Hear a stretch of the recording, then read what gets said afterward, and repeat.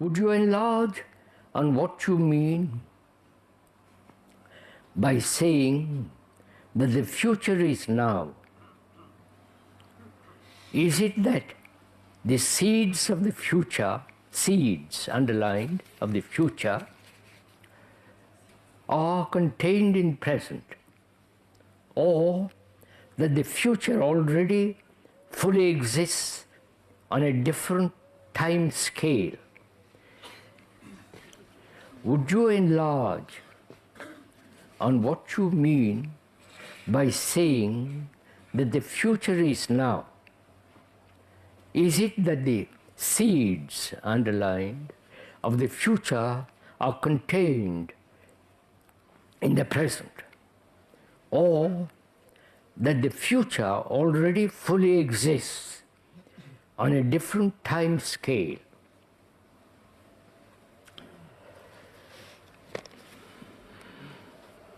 We certainly vary our questions, don't we?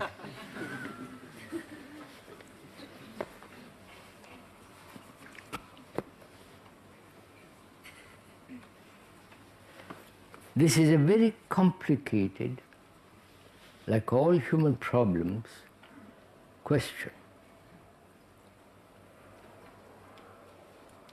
Apart from scientific fiction and the theories which the scientists have about time as a series of movements and so on, apart from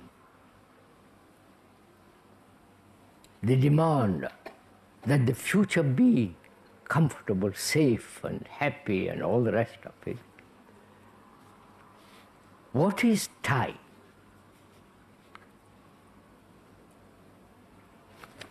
Can we go into this together? Together, not just I speak, the speaker says something and you say agree on it and throw it out.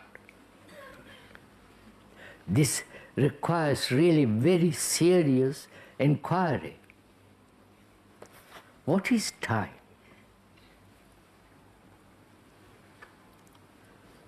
You can see time as a movement from point to point, right?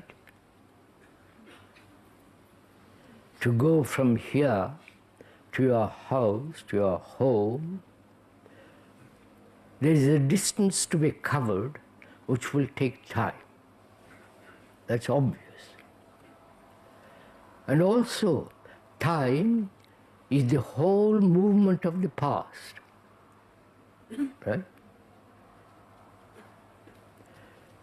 In which is implied all the traditions, accumulated traditions, handed down from one generation to another. Their knowledge, their books, how to play the violin, and so on. The whole movement of this enormous past is there, of which we are, right? We are the past.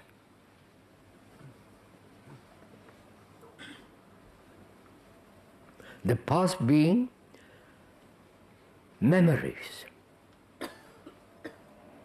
You are the whole movement of memory now, right? That's a fact. So you are a bundle of memories. Whether you like it or not, that's a fact. Without those memories, pleasant, unpleasant, remarkable, satisfying, fulfilling, all those memories is in the present. And without those memories, you would not exist. You may exist as a vegetable. No, probably trees have their own way of responding. We won't go into that.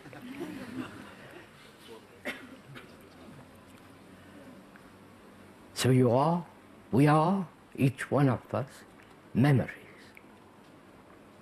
which is the whole process of accumulation of knowledge, responses, reactions, judgments, condemnation, acceptance, and so on. This whole process which has brought about not only biologically, subjectively, is what we are now. We are, after 40, 50,000 years, all those centuries, that vast sense of time is now. Because you are that. That's clear, isn't it? And that is the future if there is no break. That's simple, surely.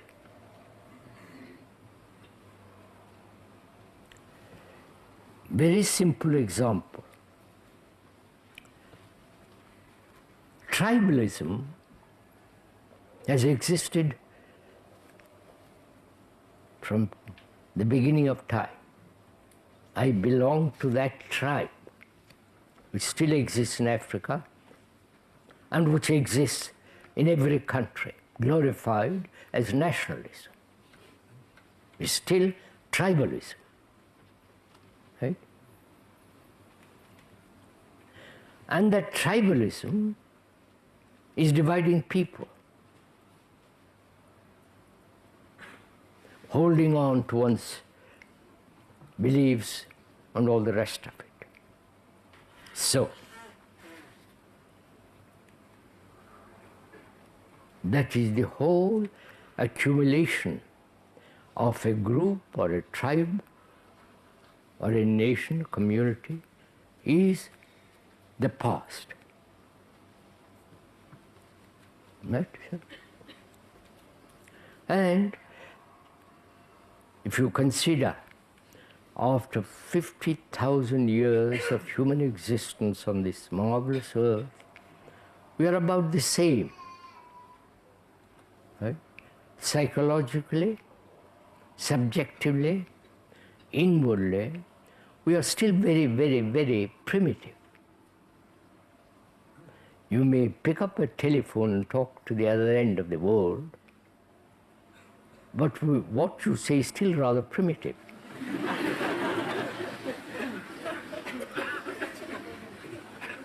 Either it's business, or cussing somebody, or talking to somebody, you say, "Darling, how are you?"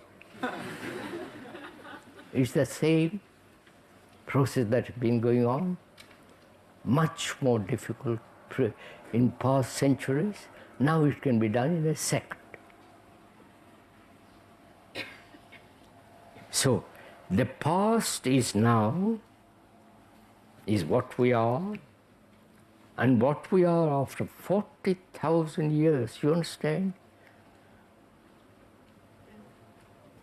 How extraordinarily time has not changed us. Right? Be honest to oneself. We have made so-called progress technologically, immense progress, incredible. But inwardly we are somewhat, very, very little, on the frills perhaps. At the core, we are barbarous, primitive. Right? Killing each other, all the rest of it. So time, please listen, time has not changed us. Right? Do we see this? So evolution has not changed the psyche. On the contrary, it's making it more and more strong. The psyche being the whole accumulation of memories, racial, national, tribal, religious divisions.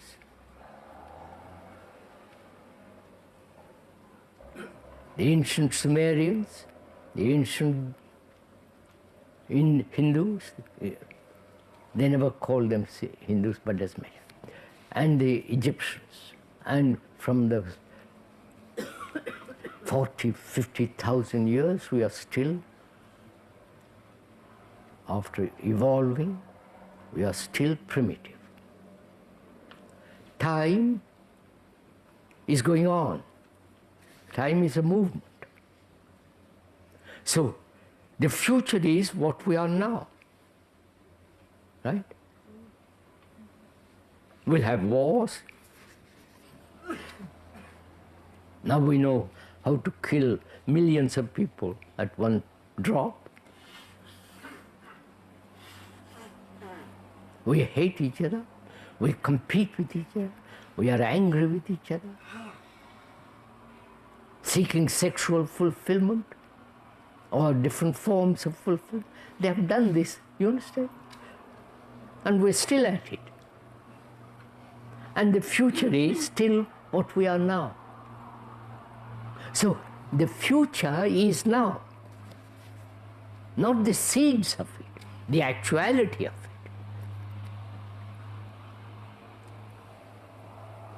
So is it possible to radically change all that, not allowing time at all? You understand?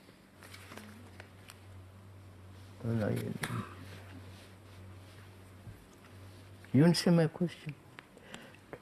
Time has not changed us. Evolution has not changed us. Different organizations has not changed us. Different religions has not changed us. Suffering has not changed us.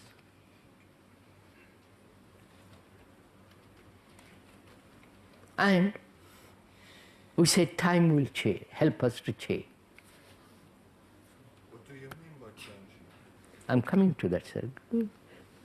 Give me a little time.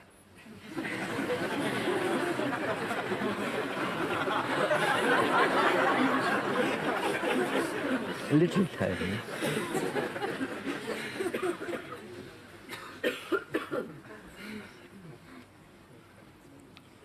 So we are saying, if one looks to time, that is tomorrow, to bring about a change, then it is futile hope.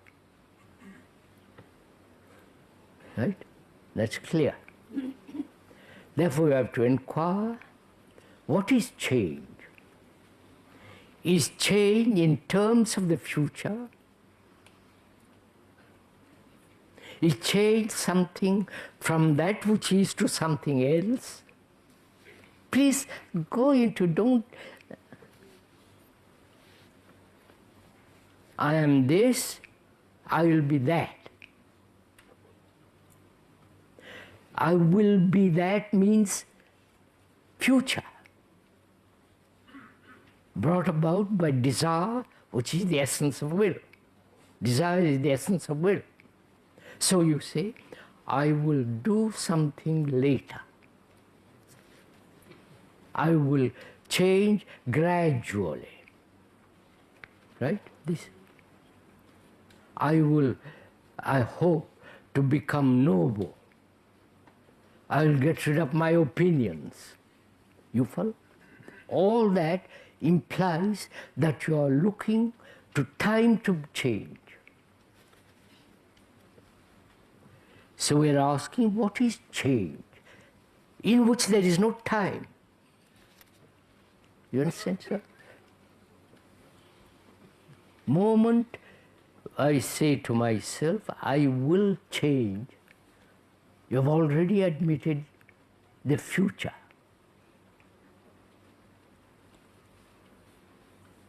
Right? I will become, I will change, I will flower, I will love. All that admits time. And time has not changed you.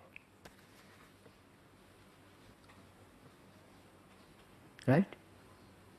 Because we have evolved for 50,000 years, and that vast space and experience has no deep effect on us at all. So is there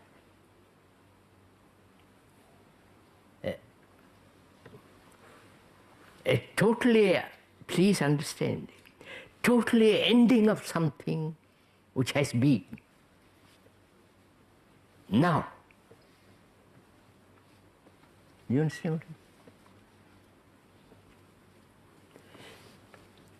I mean? Wait, suppose I'm greedy. You know what, of course, greedy, envious.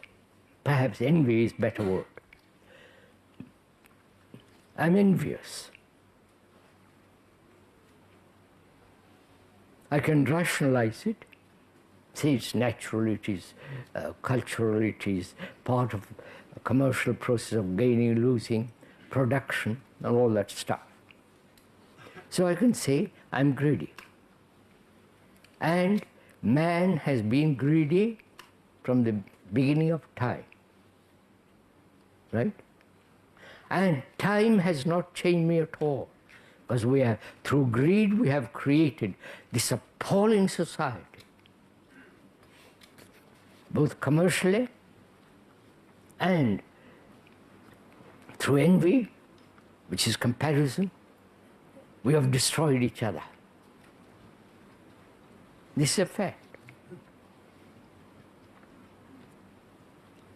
And can that envy end instantly? Not I will, gradually. You understand my question? Have I made the question clear? Is there an ending?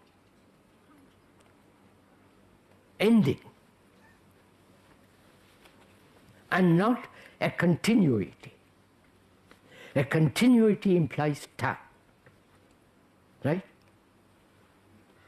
Oh, come on, sir.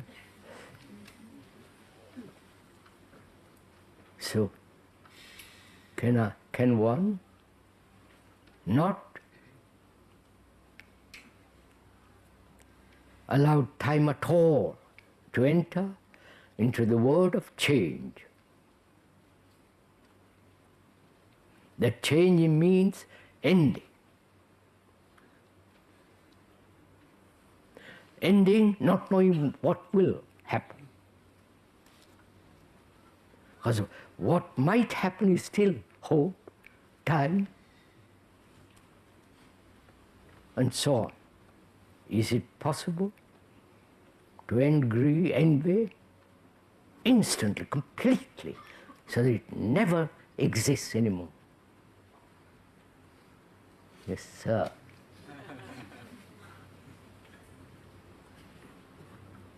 That's why it's very important to understand the nature of time. Time is a movement, like thought. And time is necessary to learn a language, to acquire a skill. Time is necessary to go to the moon. Time is necessary to put a warship together, or a dynamo, or a motor. But psychologically, subjectively, if we think in terms of time and change, there will be never change. See what's happening. You had United Nations at one time. No, what was League of Nations? Now you have United Nations. Another blow-up will be another kind of, another United Nations. But the same process, you understand? Reorganizing the same misery in different forms. So is it possible?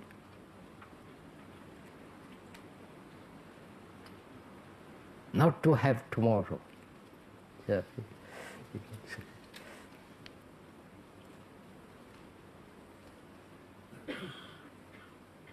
To look at life, to live with that life which has no tomorrow at all.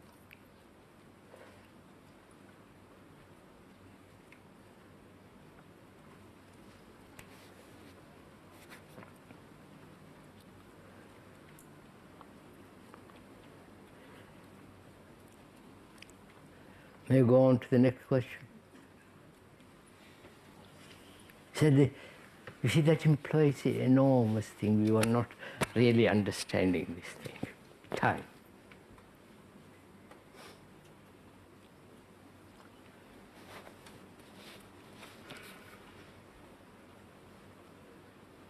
So you have a drum is tuned carefully. And because it's tuned, because inwardly, inside it's empty.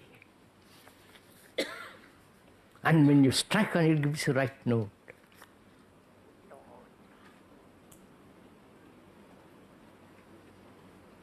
And to have that inward quality of nothingness,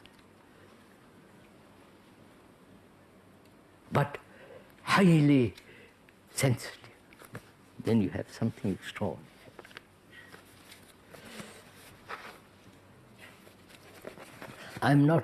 The speaker is not enticing you into something. He's not persuading you, rewarding. There is no reward or punishment.